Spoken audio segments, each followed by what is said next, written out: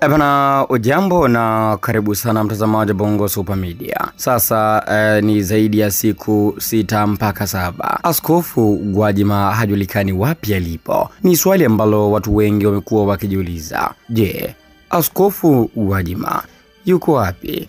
Na taarifa ambazo zipo mpaka sasa ni kwamba kanisa lake la Ufufuo na Uzima limefungiwa.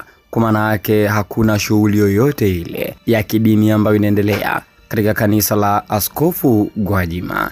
Na moja kwa moja watu wanajiuliza, Gwajima kajificha wapi? Sasa basi mtazamaji Bongo Super Media, hapa zipo fununu ambazo tumeweza kuzipata, utakwenda kuzifahamu. Ndani ya video hii kufanya ni kubonyeza alama ya kusubscribe ili uwe mtu wa kwanza kupata video mbali kutoka hapa Bongo Super Media.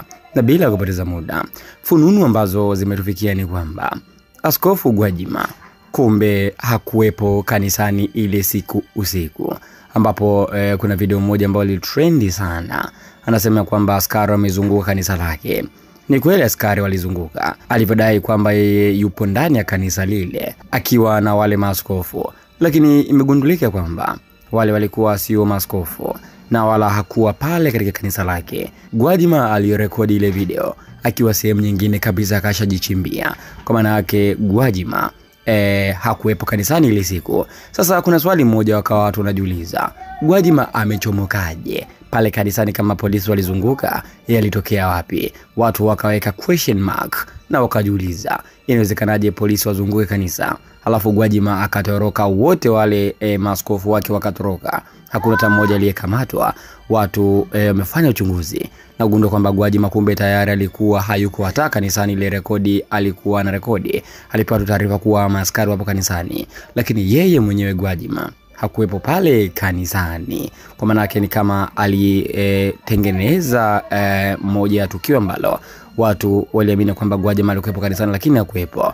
Na sasa Gwajima amejichimbia, kwa maana amejificha, haijulikani lini atatoka. Lakini ukweli ni kwamba saizi Gwajima hapatikani na hawezi kumpata kirahisi. Amejificha hapa nchini Tanzania. Yuko wapi? Watu ndio wanauliza. Je, unahisi Gwajima hivi sasa anaweza kujitokeza na kuweza kusolve hiki ambacho kimetokea, ama aendelee kutulia kwanza mpaka upepo huu uishe? Maoni yako ni muhimu sana, andika hapo katika sehemu ya comment.